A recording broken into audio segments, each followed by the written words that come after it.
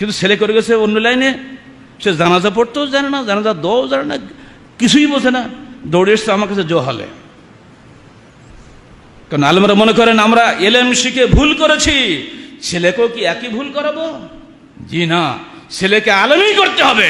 দেখো তোমার ছেলে খেয়ে মরে না খেয়ে মরে। অতএব সাবধান, যদি নিজেকে অন্তত নিজের পরিবারটাও যদি অন্তত বাঁচতে চাও, মৃত্যুর সময় তোমার ছেলে জানাজা পড়ুক এই কামনা যদি তোমার না থাকে, ঠিক তোমার পিতৃত্ব। তোমার ছেলে জানাজা পড়ার জন্য আলেম কেন লাগবে? তোমার ছেলে জানাজা পড়াবে না? পড়াই লাভ তো নাই, ছেলে তো দোয়াও জানে না, আর ছেলের চোখ দুটো পানিও বেরোয় না। আজকাল যেসব ছেলে তৈরি হচ্ছে, বাপ মল্লি বাসি বলে বুড়ো টানাটানি করে, ঝামেলা গেলে তো ভালো হয়।